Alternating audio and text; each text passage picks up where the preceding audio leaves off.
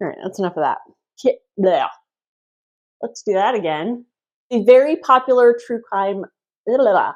I can't say true crime. Trying to find out. No. One night. Rookie. I'm having a cocktail instead of my normal coffee because I've just gotten off work. I don't typically record after work, but I figure I've got my hair and face done. Might as well record a video. What I'm drinking is Recorderlig pear cider, naturally gluten-free, vegan-friendly. While I appreciate those attributes, that's not why I drink this. This is a premium Swedish hard cider, and it's friggin' delicious. So that is what I'll be partaking. Grab a drink, join me. Unless, of course, you're watching this at 7 o'clock in the morning when I usually publish, and then make good choices.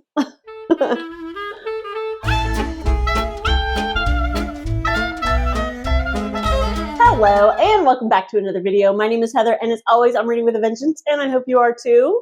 All you lovely OGs, thank you so much for coming back. If you're new to my channel, very warm welcome to you. I hope everybody's doing great.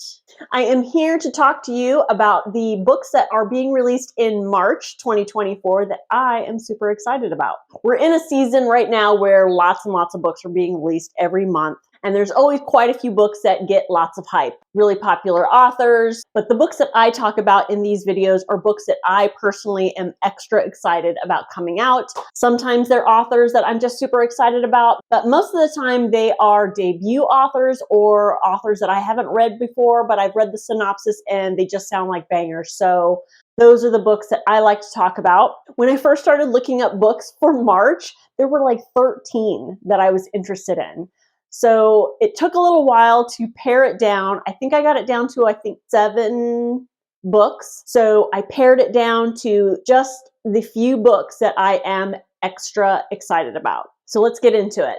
The first book I want to talk to you about is The Great Divide by Cristina Henriquez. This is not a debut novel, but I have yet to read this author. This is marketed as historical fiction, and it surrounds the building of the Panama Canal. This is one of those sweeping epic novels that centers around one specific event, but you're following multiple sets of characters that are all connected through this major event. We have Francisco, who is a local Panamanian. He is a fisherman of humble means, and he is not very excited about the building of this canal in his country, and he is very upset when his son Omar decides to join in the effort in its construction. Then we also have Ada, who is from Barbados. She's a young 16-year-old girl who comes to Panama as a stowaway along with many other West Indies people looking for a new life. She has no means, no family. She's completely alone, and she is looking to find some work to earn some money to help with her sick sister who needs a very expensive surgery. And then one day she comes across Omar, who is collapsed from a grueling shift, and she's the only one that comes to his aid. So they form their connection. Next, we have John Oswald, who I believe is an American. He is a scientist, and he has had one lifelong goal in science and research, and that is to end malaria. So he comes to Panama to do what he can to stop that epidemic. And unfortunately, his wife is sick with malaria, and he actually witnesses Ada help Omar, so he hires her on the spot as a caregiver for his wife. And so now all of these characters are connected, as well as, I think, multiple other characters, all within this historic construction of the Panama Canal. I love historical fiction, as you know, but I especially like it when, like this one, you're following multiple sets of characters, and it's a sweeping epic style story. So I am especially excited for this one. Although I'm not sure how epic it's going to be. It's only 336 pages, which I'm not complaining about that. Hopefully the writing is such that she won't need more pages to have an epic-like feel to the story. We'll see.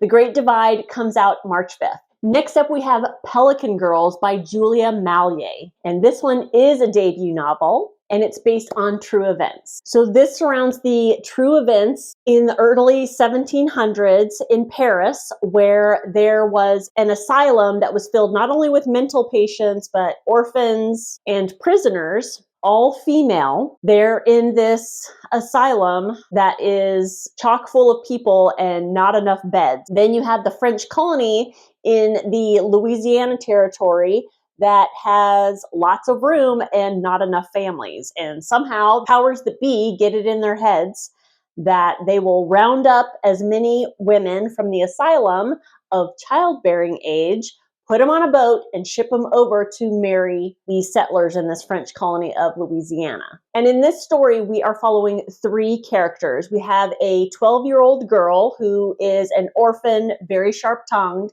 We have a mad woman who is selectively mute. And then we have a woman who is an accused abortionist. And these three women, I believe, band together, or we might be following their separate stories. I'm not sure. I have a feeling that they band together. They are on this boat together along with all these other women, and we are following their struggle just to get across the Atlantic. Pirates, rough seas, and the like, and they have no idea what lies ahead. Then once they do get there, they are faced with slave drivers, heartbreak, sickness, war, children born in loss, cruelty, but also sometimes pleasure, friendship. Here is another type of historical fiction that I absolutely love. You have a true event and you are following specific characters within this true event. And these might be fictional characters, but what happened to them probably happened to real women. The fact that we're following three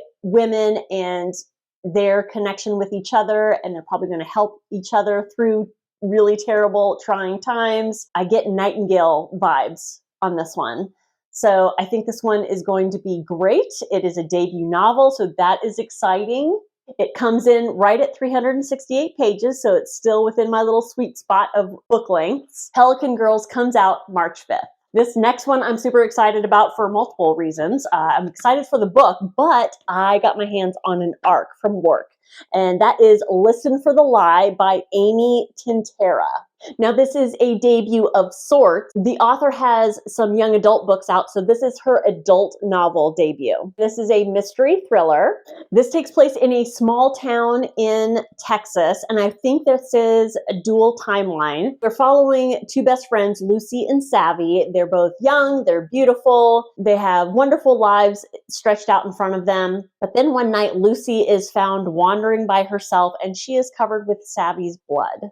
Not really sure what happens. Everybody thinks she's a murderer, but somehow she ends up leaving town and starting a new life in Los Angeles, and she has no recollection of what happened that fateful night. But now we have some time later, Lucy is living in LA, and the very popular true crime podcast called Listen for the Lie, hosted by the very good-looking Ben Owens, decides to put Savvy's murder at the center of their second season. So Lucy finds this out, and she decides to go back to her hometown and solve Savvy's murder, even if she is the one who did it. So I think this is going to be twisty. I think it's going to be very fast-paced. I'm really excited about this one. The blurb on the back is, what if you thought you murdered your best friend, and if everyone else thought so too, and what if the truth doesn't matter? What the heck is that supposed to mean? It's got a blurb by Courtney Summers. It's got a blurb by Alice Feeney. It's got a blurb by Stephen King. How did I not notice this? A page turner from the first sentence to the very last. In addition to being a world-class whodunit, full of carefully doled-out twists, Lucy is a terrific character, feisty, funny, and it turns out brave as hell. It's great fun. Readers will rip through this one. Thanks, Uncle Stevie. That even makes me more excited for this one. This one comes in at the perfect length of 352 pages, and it comes out on March 5th. Next up is Finding Sophie by Imran Mahmood. This is a new-to-me author, but this is not a debut novel. We have another mystery thriller here, of course. This one follows Harry and Zara. They are a married couple, and they are trying to find out what happened to their daughter, Sophie. This is going to be multiple perspective between Harry and Zara, and also multiple timelines from just a few weeks after Sophie goes missing to a year later during a murder trial. It's unclear from the synopsis how old Sophie is, but I want to guess she's late teens, maybe early 20s, but she still lives with mom and dad. And one day she goes out and doesn't come home. So in addition to the police trying to find out what happens to her and really not having any luck whatsoever, Harry and Zara kind of do their own investigation. They talk to everybody they know that had any connection to Sophie. And even after talking to everybody that they think could possibly have any idea what happened, they are just not having any luck. And the only person they have yet to speak to is a neighbor that lives on their street who refuses to talk to anybody. And Harry and Zara believe that the key to Sophie's disappearance lies with this neighbor. So I think we follow that storyline, as well as we follow the relationship between Harry and Zara over time, how Sophie's disappearance affects their relationship with each other. The more they look into her disappearance, the more they learn about Sophie and what kind of person she became and who she was spending time with and what that might have to do with her disappearance. So I think it's going to be one of those mystery thrillers that has a little bit more depth, a little bit more heart, because not only are we dealing with the mystery of a missing person, I think we're also going to be dealing with the effects of grief and how it affects relationships, especially between two parents who have lost a child. So I think the reasons are clear why I'm excited about this one. This one comes in right at 352 pages. All these books are just the right length. I'm loving it. Finding Sophie comes out March 5th. Next up is the Berlin Letters by Catherine Ray. This is another historical fiction. This is not a debut novel, but I have not read this author yet. So this one I found a hard time summarizing the synopsis, so I'm going to read you the Goodreads synopsis. And once I do, you'll realize why I'm doing it this way. So I apologize for not giving you my own version of the synopsis. So here we go. The Berlin Letters. Near the end of the Cold War, a CIA codebreaker discovers a symbol she recognizes from her childhood, which launches her across the world to the heart of Berlin just before the wall comes tumbling down. November 1989. After finding a secret cache of letters with intelligence buried in the text, CIA cryptographer Louisa Vogler learns that not only is her father alive, but he is languishing in an East German Stasi jail. After piecing together the letters with a series of articles her grandfather saved, Louisa seeks out journalists Bran and Daniel. They send her to the CIA to Andrew Cademan, her boss. Louisa confronts Cademan and learns that nothing is a coincidence, but he will not help her free her father. So she takes matters into her own hands, empties her bank account, and flies to West Berlin. As the adrenaline wears off and she recognizes she has no idea how to proceed, Louisa is both relieved and surprised when her friend shows up with contacts and a rudimentary plan to sneak her across the wall. Alternating storylines between Louisa and her father, the Berlin Letters shows the tumultuous early days of the wall, bringing Berlin, the epicenter of the Cold War, to life, while also sharing one family's journey through secrets, lies, and division to love, freedom, and reconciliation.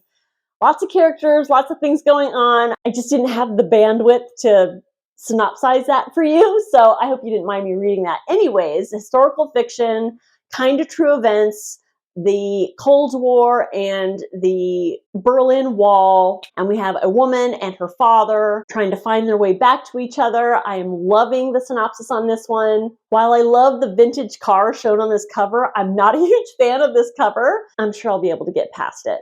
This one comes in at a very readable 368 pages. The Berlin Letters comes out March 5th. Next up is DayOne by Abigail Dean. Abigail Dean wrote Girl A, which I have on my shelf. I haven't read her yet. And I know this arc is sitting on the shelf at work. I just have to wait till my next shift to go get it. This is contemporary fiction with a thriller aspect to it. This story takes place in a very small town in England, I believe called Stonesmere. There's lots of tradition in this town. It's a very close-knit town. And then all of a sudden one day, tragedy strikes with a school shooting. In the wake of these events, we are following two main characters. We have Marty, who is a golden girl, kind of on surface level though, and she basically lives in the shadow of her father's accomplishments and I believe an overbearing yet well-meaning mother. who is a teacher at the school. And then we also have Trent, who kind of has an opposite lifestyle. He is a child of a single mother, a mother who is constantly looking for her next boyfriend to help make their lives better. And while Trent really longs for the stability of this close-knit small town, he and his mother have just passed through. I don't know if it's like right before the school shooting, but he hears about the school shooting, and as he's hearing reports on the news, he's figuring out that something, the way it's being reported, is not really adding up. And so Trent tries to dive a little bit deeper, trying to figure out what's going on with this school shooting, and he falls under the spell of an online media personality who is kind of weaving his own web of conspiracies as it relates to this school shooting. And at the center of all these conspiracies is Marty. And so Trent and Marty are connected in this way, and this story plays out from there. So it just sounds very, very intriguing. It reminds me very much of one of my favorite Jodi Picoult books that also had a school shooting at its center, called 19 Minutes. Really, really good story. And I know school shootings are a very, very touchy subject, but I don't think enough is written about them as far as the effects and the causes and all the things related to a school shooting. If it's done well, I think a story surrounding a school shooting lends itself to a very important conversation that we should all be having. So I'm keeping my fingers crossed on this one. I am hoping for a good story, but I'm also hoping for a really good message in this one as well. DayOne comes in at 368 pages, and it's coming out on March 26th. Next up is A Great Country by Shilpi Somaya Gowda. This is literary fiction, and this is the shortest of the bunch, coming in at 256 pages. This one, I'm under the understanding it has vibes of Celeste Ng's Little Fires Everywhere. This follows the Shaw family, an Indian American family who are living in the very upscale neighborhood of Pacific Hills, California. We have pools, landscaped lawns, ocean views. You get the idea. For the Shaw parents who moved here 20 years ago, this is a culmination of years of hard work and dreams just coming to fruition. But for their kids who were born and raised in America, it's an entirely different thing. Success for them is not quite as simple. And this, among other things, leads for somewhat minor skirmishes within the family. We have arguments between parents and child. We have arguments between older and younger siblings. But then one night, the youngest, the 12-year-old, is arrested. And from this event, each family member is left with the fallout of trying to figure out what it means for them to be a community member, a member of this family, an American, an individual. They start asking themselves, what does it mean to be successful? What is the cost of ambition? So this book is going to be exploring themes of immigration, generational conflict, social class, privilege, and what is the price of the American dream. I love literary fiction just as much as I love a good historical fiction or mystery thriller. It's not as sexy as the other two, but I really enjoy a good story that makes you ask super important questions, specifically about themes that might not affect you on a personal level. So as I said, this one's a shorter one at 256 pages. A Great Country comes out March 26th. So that is it. Those are the books that I'm super excited to come out in March. What are you guys excited to come out in March? I know there's a ton coming. What do you guys have on hold at the library? I would love to know. Or you could just say hi down in the doodly-doo. If you're still watching at this point, please consider giving that like button a boop, and a subscribe would be wonderful. Thank you so much for watching, and I will see you all next time. Bye-bye.